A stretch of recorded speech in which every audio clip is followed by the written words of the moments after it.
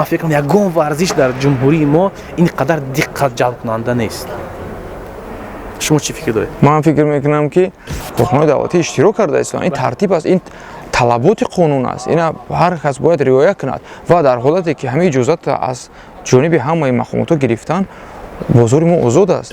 амир мурадов худ шахсан ба Нурулло гуфтааст ки ман мехоҳам дар душанбе дар миёни ту камарбанди IMC Fight Night-ро бандам ва ҳамаи хараҷотҳое ки дар ин давлат мегузарад ман худам ҳамаи хараҷотҳоро ҳамин варзишгарон бо бисёр варзишгарони касбӣ, бисёр варзишгарони номии касбӣ рақобати озод карда метавонанд. ассалому алайкум дӯстони азиз, агар шумо хоҳиши харидани телефонро доред, марҳамат, Мос Мобайл. Фарқаш не дар Душанбе ҳастед ё ки дар Москав, дар Федератсияи Россия ё ки дар Ҷумҳурии Тоҷикистон, Мос Мобайл телефонҳоро барои шумо бурда мерасонад. ду саволи дига дорам. Як саволро худам ҷавоб медиҳем, барои чӣ ки ниҳоят позитсияи зура шумо қабидаген ки молодежь ёрдам кардастен. Ман фикр мекунам суми калон дар кор нест, лигаҳои калон овардан Тоҷикистон дар кор нест, барои чӣ ки постоянно бачаҳои тоҷик савол метиҳанд дар ҳар пресс-конференсияҳо ба президентҳои лига, қай турнир дар Тоҷикистон мегузара, барои чӣ нагузарондастен. Фикри шахсии ман ҳамин аст. Ман уже гуфтагӣ будам, зур беҳтарин кор ки шумо ҷавоноро дастгирӣ мекунед. Ана дуюм савол ҳамин аст ки баромади бачаҳо, баромади ман фикр мекунам таърихӣ буд. Нурулло Алиев яке аз боецҳои мисли дӯстдоштаи халқи тоҷик ва Самодар Муродов ки дидам. Баъд Шараф Давлатмуродов бо Токов баромад мекунад. Шумо чӣ фикр доред дар шумо? умед дорем. Албатта Шараф бисёр варзишгари сатҳи баланд аст, омодагишам хуб аст. Мо доим дар тамос ҳастем ва ӯ воқеан ба мисол ҳамин муҳориба баҳо дода метавонад. ҳолате ки ӯ муҳорибаро қабул кардааст, ба фикри ман як имконияти беҳтарин аст барои ӯ, зеро дар ҳолати ғолиб омадан ба рақибаш Токов ӯ метавонад ҳатто ба UFC даъват шавад.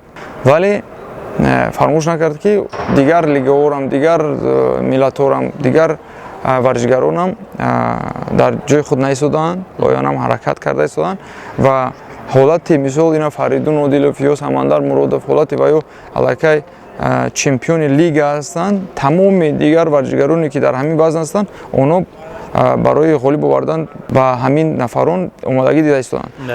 барои ҳамон ин масъулияте ки бачаҳо доранд, масъулияти чемпионӣ бисёр масъулияти вазнин аст, зеро ино бояд дучанд машқ кунанд ки сазовори ҳамин чемпионӣ ҳастанд ва минбаъд парчами ватани азизро баланд бардоранд. Масъалаи дигар лигаҳо ва баргузор намудани турнирҳое ки дар тамоми ҷаҳон гузашта истодааст, аз ҷумла бисёртар дар Россия, инҷа ягон ба фикри шахсии ман нофаҳмоӣ нест. Ин чизи иқтисодӣ аст. онҳо хараҷоти зиёд бояд биёранд. Яъне барои мисол дар Тоҷикистон турнир баргузор кардан, омада рафтани фарз кардем 70-80 нафар як арзиши хеле гарон дорад.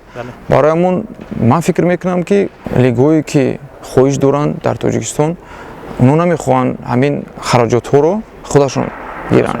Албатта одамои ё ширкатҳои ё нафарое ки метавонанд дар ҷумҳурии Тоҷикистон қабул кунанд, ҳамин хараҷотҳоро ба ҷо биёранд ва дар сатҳи олӣ онҳо як чанд бо хоҳишҳои худро доранд. Агар ба ҷо биёранд, марҳамат. Бисёр мухлисо мехоҳанд дидан, лекин барои як турнир гузарондан дар дигар давлат ин хеле кори не иҷозат ҳам ин чизи як коммерческий аст. Мисол инам толора мо гирифтем, толора вай дорад, чӣ ном дорад? нархи иҷора дорад, иҷора ки гирифтем, ба дигар ваёш аст. Талаботҳо. Ина фарз кардем ина чемпионати ҷумҳурӣ дар ҳамин толори зебо гузашта истодааст. Толори бисёр калон, зебо, варзишгоҳи марказии шаҳри Хуҷанд, вале иҷа мақомотҳои амният, милиса, духтурҳо, дигар мақомотҳои давлатӣ, раёсати кор бо ҷавонон ва варзиш ва дигар намояндаҳои корхонаҳои давлатӣ иштирок карда истоданд. Ин тартиб аст, ин талаботи қонун аст. Ина ҳар кас бояд риоя кунад ва дар ҳолате ки ҳамаи иҷозат аз ҷониби ҳамаи мақомотҳо гирифтан, бозори мо озод аст. Як хабари беҳтарин эксклюзив дорам. Амир Мурадов худ шахсан ба Нурулло гуфтааст ки ман мехоҳам дар душанбе дар миёни ту камарбанди IMC Fight Night-ро бандам ва ҳамаи хараҷотҳое ки дар ин давлат мегузарад ман худам ҳамаи хараҷотҳоро вай мекунам. беҳтарин бисёр хабари хуб. Метавонем мо ҳам аз дасти мо биёяд як мусоидат кунем барои мисол баргузории ягон турнирои калон дар Тоҷикистон. Чаро не? Аки Даврон бовар мекунем ки не ҳар як мусобиқае ки дар Россия мегузарад дар кадом шаҳре набошад на кам аз 500 одам биёд. Ман худам шахсӣ шоҳиди зинда ҳастам. Ман худам ҳавои даъват хабар дорам. Ман фикр мекунам ягон варзиш дар ҷумҳурии мо ин қадар диққат ҷалбкунанда нест. Шумо чӣ фикр доред? Ман фикр мекунам ки пас аз футбол як намуди варзиши оммавӣ аст. Албатта ин мо дар бозии Истиқлол қарор доштем. Хато накунам зиёда аз 18,000 нафар иштирок доштанд. Бисёр бозии шавқовар буд. Албатта баъд пас аз футбол дар айни ҳол намуди варзиши бисёр зуд рушд ёфта истода ин муҳорибаи омехта аст. Ҳам казбӣ, ҳам ғайри казбӣ. Лекин имрӯз мо давраи финалӣ дорем. Ҳозир пас аз якчанд соат шумо ҳам дида метавонед, баҳо дода метавонед ки чӣ хел ташкили ҳамин мусобиқа ва малакаи варзишгарон ба варзишгарони касбӣ наздик аст. Ҳатто мумкин ки баъзеҳо розӣ нестанд. Ман боварӣ дорам бисёриҳо розӣ нестанд.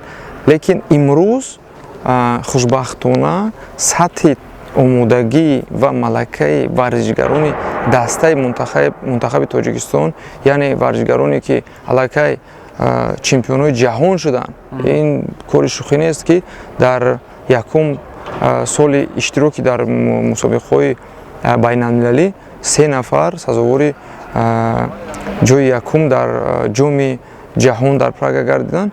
Ман фикр мекунам ки ҳамин варзишгарон бо бисёр варзишгарони касбӣ, бисёр варзишгарони номии касбӣ рақобати озод карда метавонанд. Ман боварии комил дорам. Мумкин ки як баъзеҳо фикрашон дигар хайли ин то айни ҳол бин тайёр мебинем дар Қазоқистон. Албатта. Муваффақият.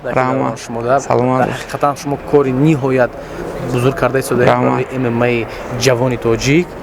Дӯстон, дуогӯ бошед дар Қазоқистон чандум число? 27 ноябр, 5 декабр. Дуогӯ бошед, биёед дастгирӣ кунед файтерҳои тоҷик. Аки Даврон саломат. муваффақият ба шумо.